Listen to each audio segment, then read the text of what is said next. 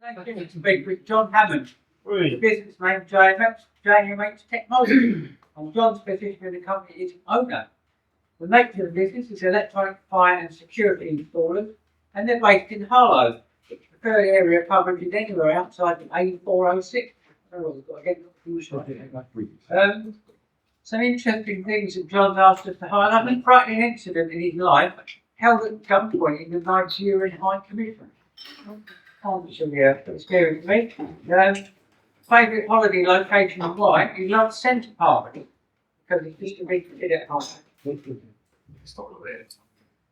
Satisfying John has done is walking 84 miles and catering for charity in 5 days with his missus, yeah? Yeah.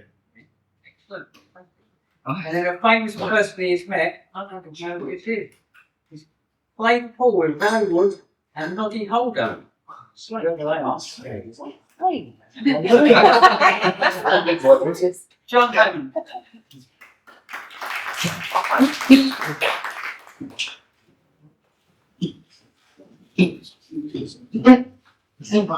Hello everybody.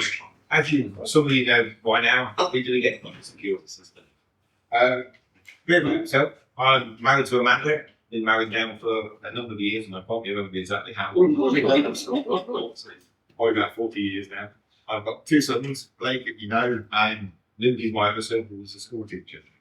My career. I've only actually worked for a few companies. I started off with a company called Static Systems many years ago as an apprentice, and between them and security alarms, I've got such a fantastic training on all different sites, and some of the sites are actually showing on the screen now.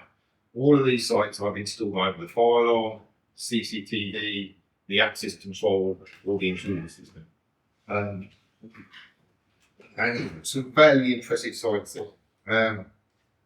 After I left security alarms, I joined a company called Mass. I was asked to set up their security side of the business. And that went really well for a few years. The only problem was, they were only interested in ripping the clients off. They inflated the prices more and more and more, hoping that the clients wouldn't notice. And the problem is, eventually they do notice, and then you get a bad reputation. So I set up JHM Technology. And my first job was actually for working back on that project managing a site, because Deutsche Bank insisted that I actually project managed it.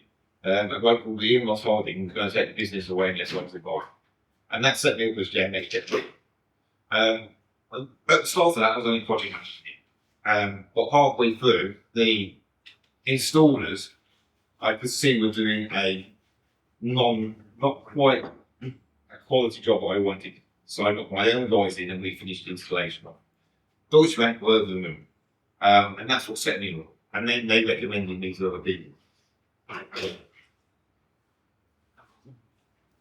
So the majority of our work comes from recommendations.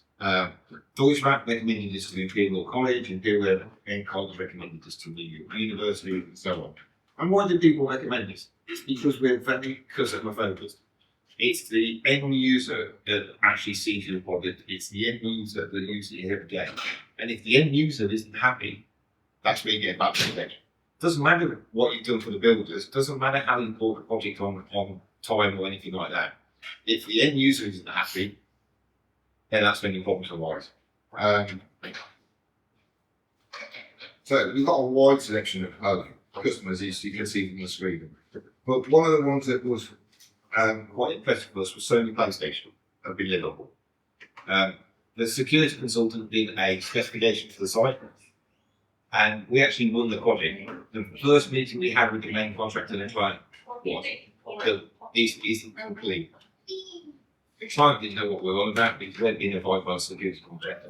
So when we started highlighting all the flaws in his security system, all the areas that he hadn't actually protected.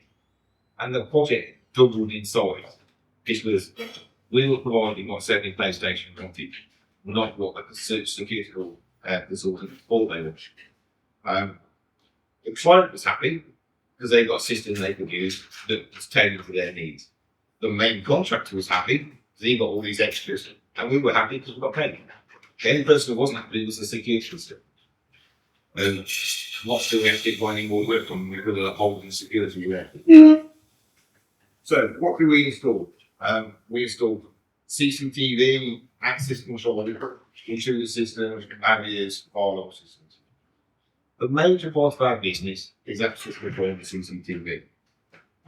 We start from a very simple keypad unit like this that we use on dementia units, just to stop the actual residents wandering around, to high security installations where you have to actually use your eyeball. I can't multitask. Actually, many times actually. That's it. What was it? Unlike the film, Bible. you And I- can't push an eye out and use it like pen to actually use it if you use the right equipment.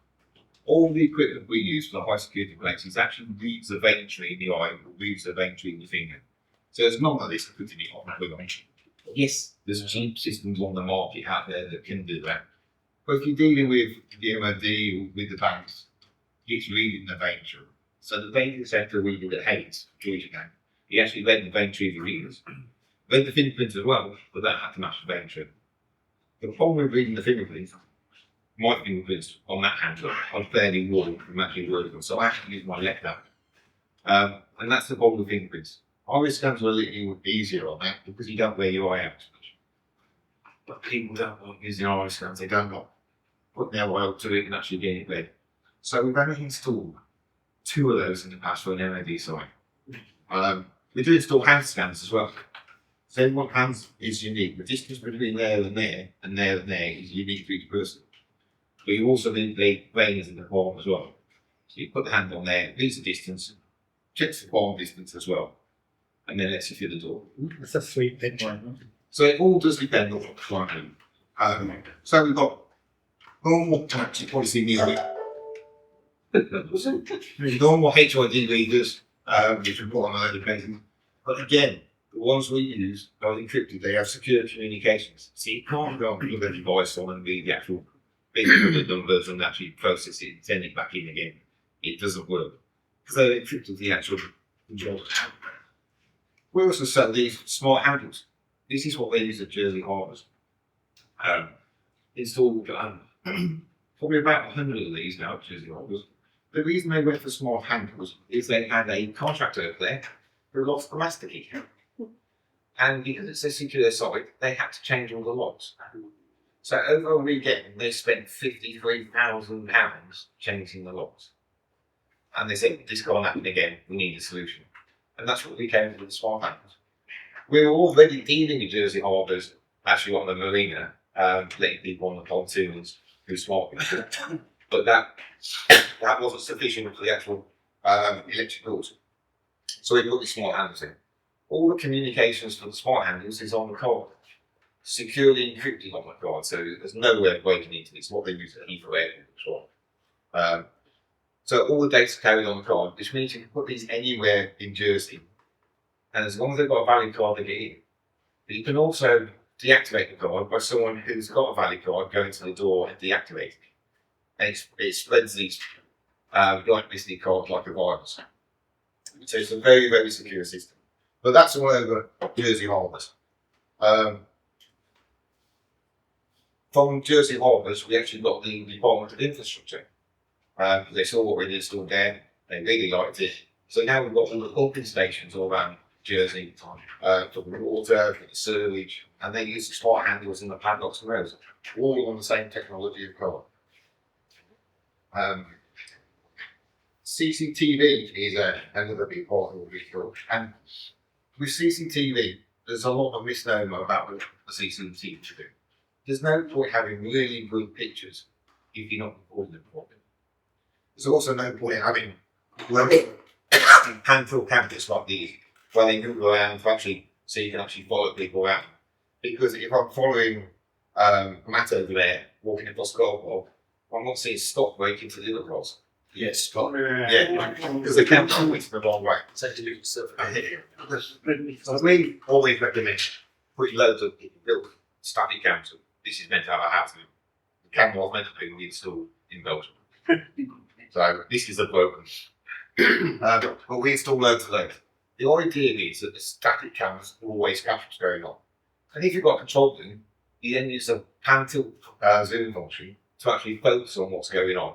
And then you can follow those people around. but you don't just rely on Pantos in your camp.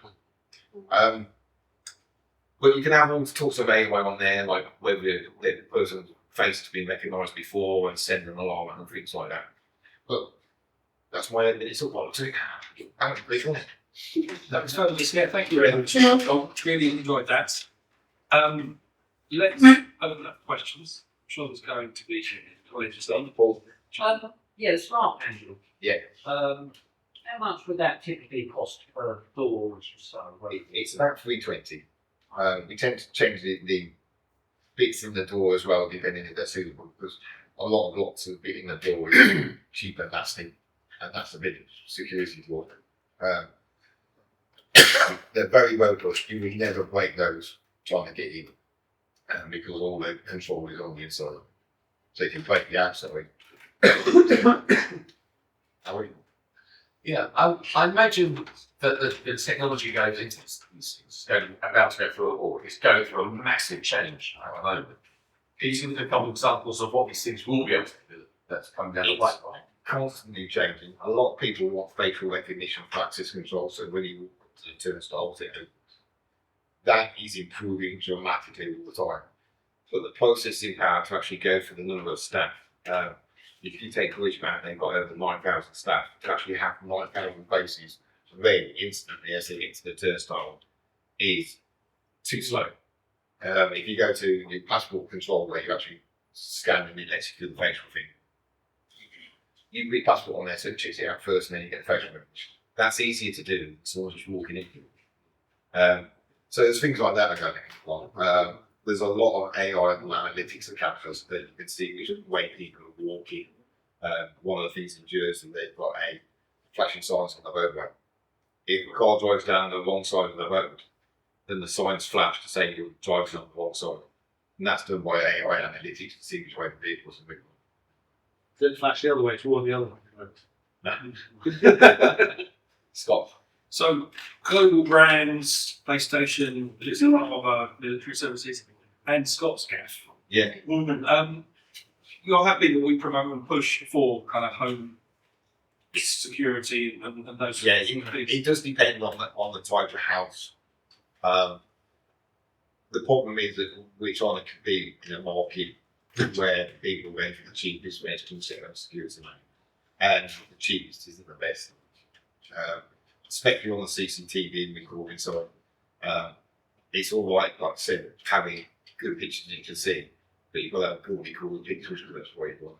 But you also want the technology sets on your phone, so you can see it on the phone. And that's the same with your children. On the subject of domestic, I saw somebody the other day had installed a electronic lock on the front door that was at control. Yeah. So I thought, great idea for locking my father-in-law in at night who's got dementia. And I thought, what if there's a problem?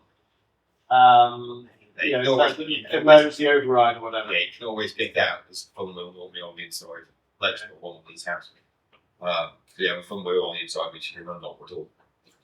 But the app really is to control you getting into metro.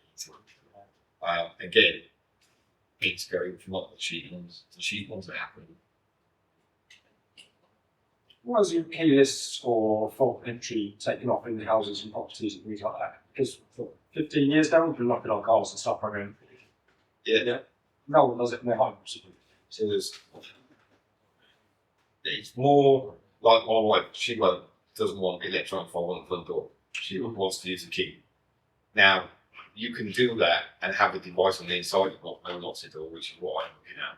So I've got the functionality of the smart one, but she's got the actual functionality. So yeah, but it is cost. You'll see a lot of ones on the market that have fingerprints on there, finger on.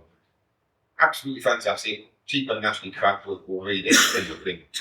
And my fingerprints took a shot on that hand. So depending on how you read door, you've got to try and get your fingers. Also, when you put your fingerprint down, you've got to put it in the same orientation. You're seeing it on your phone when you're trying to look at your phone, you've got your phone in your right hand. You can't stop it because it has to see it in the same orientation. Cheaper don't read that. The more rejections you get, you don't have either one, the more rejection. But the more value you get for the wrong fingerprint. My expression, well, I think also it's a misnomer that they're not secure. So people haven't put them on their house. They don't think they're secure. I've got the Yale smart lock on my front door, which is actually police certified where how secure it is.